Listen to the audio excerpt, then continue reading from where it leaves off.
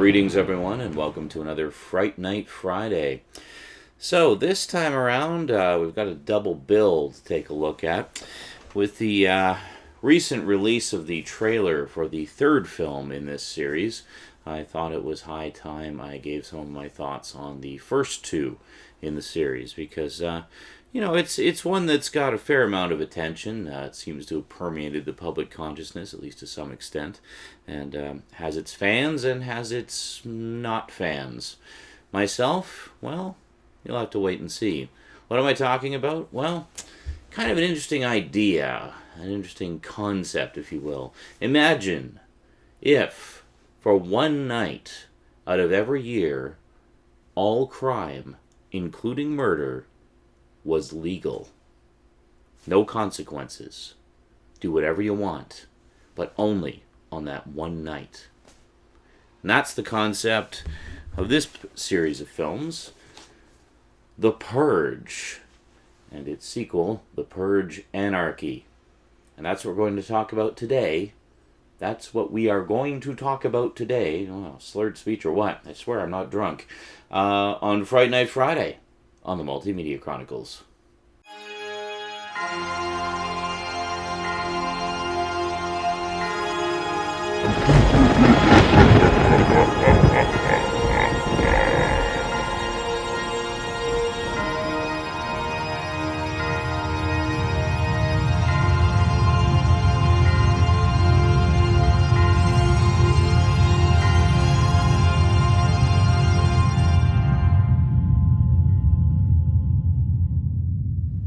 Welcome back.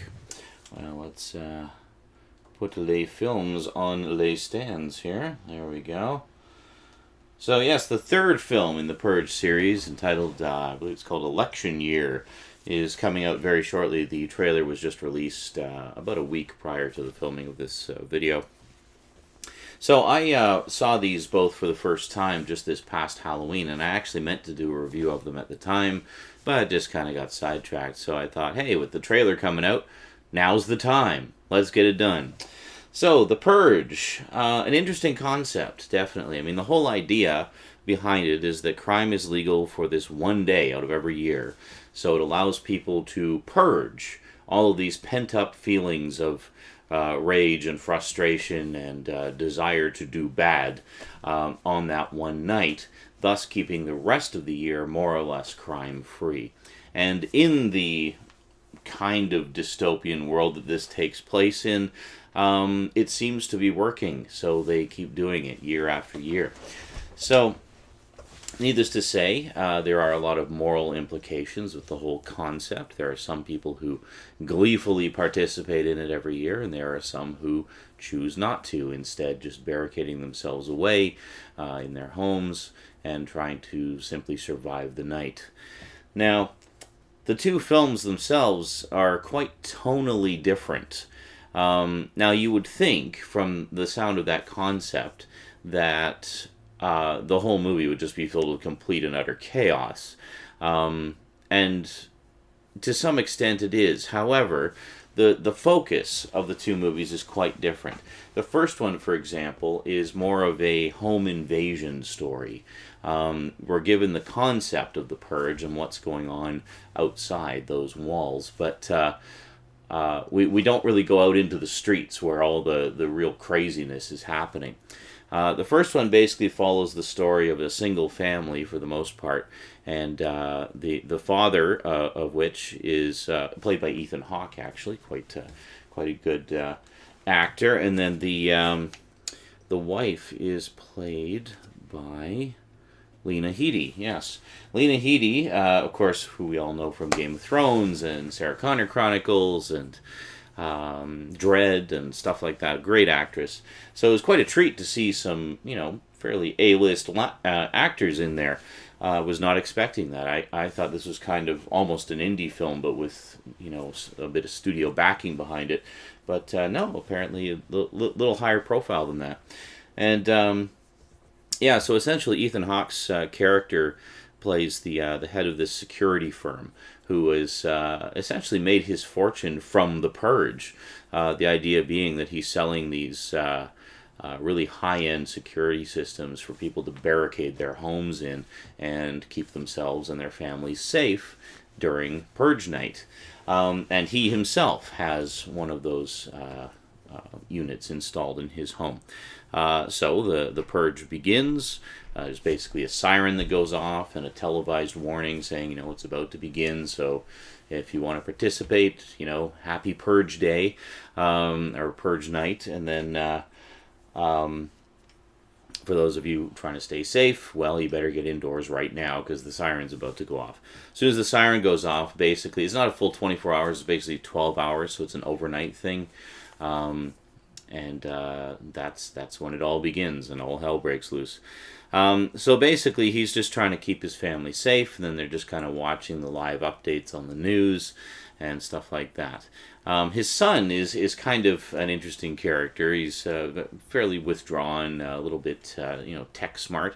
He's got this cool little robot thing that's kind of creepy. Actually, it's got like a doll's head on it, and it's put onto a remote controlled truck, and and it actually has a built-in video camera, so you can sort of move this thing around and see what it sees, and then he gets the relay back at his end. I think he has like some glass, like almost like a Google Glass type of thing that he can view it on and whatnot. So it's pretty cool. So anyway, as they're watching, they not only have the news feed that they're watching, but they also have security cameras watching outside to make sure that things are safe outside. And what ends up happening is the boy sees a man on one of the security cameras asking for, like, screaming for help, like desperate for help. And of course nobody will help him because they want to stay safe. They're staying inside their homes. So he actually lifts the barricade and lets the guy in, much to his father's chagrin. And then the guy just kind of disappears into the house. So you don't know what the deal is with this guy, what's going on. And it turns out that this was a homeless man that was being hunted as part of Purge Night by a bunch of spoiled rich kids who really like the Purge and really embrace it and basically take it as carte blanche to torture and murder people. So then it becomes, a very tense situation where these rich kids wearing masks, kind of like what you see on the cover there, are threatening to break in and kill everybody unless they hand over the homeless guy. So, and that's essentially what gets the ball rolling. I mean, that's only like the first 15, 20 minutes of the movie, just kind of setting things up for what will become quite a tense battle for survival between the family and these rich kids, the homeless guy, and some other surprises along the way. So overall, I mean, the whole home invasion genre seems to be quite popular right now. We've seen a number of movies that kind of fall into that category. We have The Purge. We've also got things like You're Next and The Strangers and stuff like that, all of which have done quite well. Actually, still have to watch You're Next and The Strangers. They're sitting on my shelf there. Maybe you'll see a review of those in a little while. But yeah, overall, I actually really enjoyed it. It was not what I was expecting. I was expecting more sort of the chaos of the situation, because prior to that, my only awareness of the franchise was the trailer for the second one. And I was like, oh, that's what it's all about. Like, that sounds kind of interesting. I'd like to check that out. So yeah, I actually thought it was quite good. I mean, it's very tense. It's very suspenseful. And yeah, it's definitely delivers the goods. But you're left kind of wanting, because, I mean, with that kind of concept, you want to know what's going on outside. I mean, it's all well and good as a home invasion story, but you want to know what's going on outside. Like, what's going on in the streets? What's happening out there? Well, no sooner did we ask that than we got the sequel, The Purge Anarchy, which basically takes us out into the streets. So, with The Purge Anarchy, it basically follows 5 characters, sort of 3 groups of characters. You got 2. You got a married couple that's having problems, and they're trying to get home to their families before the purge starts. You've got a mother and daughter who are they're being threatened to be evicted if they've got this really sleazy landlord, and then you got this other guy, this solo guy who apparently has some kind of thing that he wants to do on Purge Night. You don't know specifically what the situation is, and that's kind of one of the big mysteries of the movie, so I won't spoil that for you. But you get the impression that he's out for some kind of revenge, and he's really hell-bent on accomplishing this goal. And you don't know what the situation is. You don't know what his motivation is. All you know is that he's out for revenge. He's arming himself to the teeth, and he's heading it out to the streets. And to get to his target before Purge Night is over, and to deal with him or her or it, whatever the case may be. But, as you might expect, he gets kind of sidetracked because he sees there's these trucks that are going through the streets. And there's, a guy in the back with just a big mounted machine gun just laying waste to anybody in his path. And then there's also almost like SWAT troops accompanying the truck that are, busting into homes and dragging people out into the streets and killing them, basically executing them. And they seem to be hitting the sort of poor neighborhoods, like the brownstones and stuff like that. And that's where the mother and daughter are. They're in one of these low rent places, and things are pretty rough. And so they, long story short, these three disparate groups of people end up connecting, like meeting up, and all just trying to survive the night. I mean, the guy who's really well armed, he obviously helps them by arming them, so that they don't want to have anything to do with the purge. They just want to survive, and he's the only one of the five who really, has a purpose there. But the thing that I found really interesting about the Purge Anarchy is it really shows us not only delivers the goods as far as showing the chaos in the streets, but it also shows us more aspects of the Purge itself, and the what different parts of the society of this world use the Purge Night for. You got the sleazy landlord. He just wants to basically bang his tenants. And you've got the main character who's out for some kind of revenge, but then you've also got the high society. The high society takes Purge Night in a very different kind of dark direction. They're essentially kidnapping people and bringing them to this sort of indoor hunting ground, like a maze in the dark, and the rich people are armed, the kidnapped people are not, and they're basically just there to be hunted for sport for the rich people's Purge Night. And it becomes very clear that while on the surface the Purge appears to serve a purpose for the greater good of society, there are aspects of society that are taking advantage of it and using it for less moral purposes. That's the thing I find interesting about the concept, is it really does, it gives you a lot of moral questions to ask. If this was something that happened every year, what would your take on it be? What would you do? Would you go and kill your boss? Would you, would you kill your wife's new husband because you think he's a jerk? Or would you kill anybody? Or would you just barricade yourself in your house and try to survive the night? It raises some interesting questions, and I think can open up an interesting dialogue. And it's definitely permeated the public consciousness, because I see people talking about these movies all the time. Some of them just flat out say, that's such a stupid concept, the end. And that's the extent of their analysis. But see, I enjoy it in the same way that I enjoy sort of speculative science fiction, in that it presents us with a what-if scenario. What if the world did this? What effect would it have on the world and the different people in it? And the thing I like about the way they're doing this series of movies is each movie looks at a different aspect of this concept. So we have the first one, which is much smaller scale and just sort of shows the impact on one family and their neighborhood. And then you got the second one, which takes it to the streets and shows us different aspects of, like, different classes of society and how it affects them in different ways and how they affect each other, and just it gives us a broader picture. So I'm curious to know how the third one is going to play into it. I mean, it looks like they're playing into the whole. We have the election, the U.S. election that's been campaigning for what feels like forever now.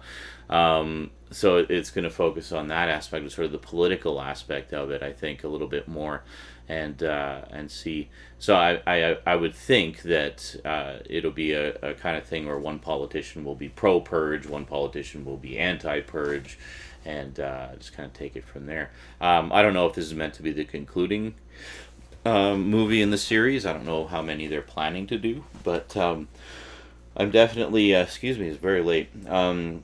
But I'm definitely enjoying the ride so far. Now, some people may say, "Hey, Sean, why'd you put this in your horror section? It's more of a thriller." Well, I don't know. And I say you might also call it speculative fiction by the same token.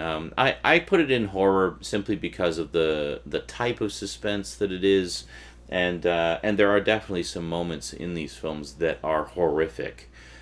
For sure. So I think it's more the horror genre. I mean, all my other home invasion movies are in the horror genre, and and this is just an extension of that. But I mean, having your home invaded is pretty damn scary. So I'd say that's horror.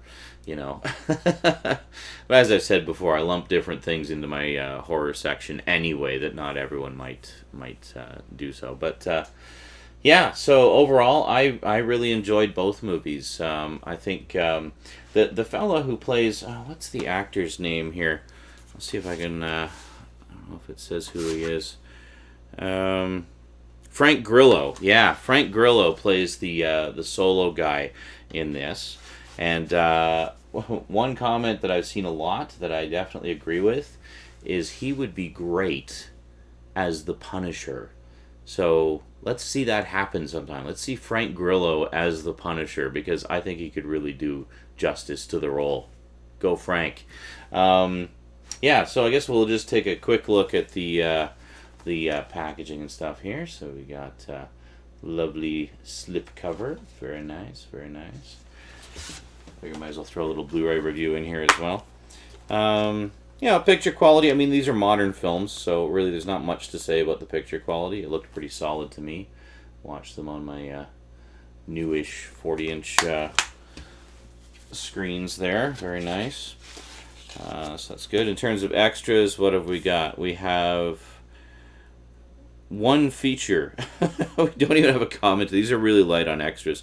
So we have Surviving the Night, the Making of the Purge, which is, as I recall, it's about a half-hour long documentary. It's not insubstantial. And it has interviews with all the principal cast and the director and such. So that's pretty cool, and it's nice to hear their takes on the concept and kind of all the different directions you can take it. And then the Purge Anarchy, again, very very nice look. This is actually even nicer. It's got some embossing on it, and it's shiny and pretty. Do love me some slipcovers. To some, they're just a piece of cardboard. To me, they're highly collectible. And then here, who released these? Was this was Universal? Yeah, I don't know what it is with the big studio releases not doing much in the way of disc art. It's kind of weird. It seems like the little mom and pop studios put more effort into their disc art than the big studios. I don't know why. Yeah, and here we've got two extras. We've got some deleted scenes, and we've got Behind the Anarchy. So there you go. Very cool. Yeah, so if you're looking for... You can get both of these fairly cheap now. You can find them in the bargain bins usually. Yeah, I mean, if you're looking for, kind of an interesting what-if scenario with lots of thrills and chills and some blood and guts as well, check out the Purge. I don't want to say it's a good time because it's definitely a dark concept, but they're definitely entertaining. They definitely deliver the goods as far as keeping you on the edge of your seat. They're very, very tense movies, and I really enjoyed them a lot. So I look forward to the third one. Alrighty, that is it for this week's Fright Night Friday. Hope you enjoyed it. Next week, we're going to be mixing things up a little bit. I'll have another movie review for you. And also, those of you who watch my video game videos may have noticed I've been doing a lot more of them lately. Well, that's only going to become more so over the next little while. Basically looking to make the gaming stuff a regular, like a daily feature, basically. But Fridays will be reserved for horror games only. Yes, so next Friday at midnight, so that'll actually be Thursday night, Friday morning, so like when it clicks over to Friday on at midnight, I'll be putting up part 1 of Silent Hill. Yes, I'll be playing the original Silent Hill, so be sure to check that out, and that'll be posted in several parts over the next several weeks. But that's starting next Friday on Friday Night Friday, and then at 6 p.m. Pacific, you'll see that week's movie review. So hope you enjoy that. Alrighty, so that is it for this week. Hope you enjoyed it, and we'll see you next time. Quick shout out to my Patreon sponsors. Thank you very much, Patreon sponsors. Special big thanks to Kimberly Harmon and Kyle Pellegrini, my 2 highest level sponsors currently. Really appreciate the support, guys. And yeah, so please do consider becoming a sponsor, because it just means I can do this stuff more often for you. Alrighty, that is it from me to you for now. So until next time, thanks for watching, and sayonara. No. Thought I had a part, but I didn't. The Purge. The Purge.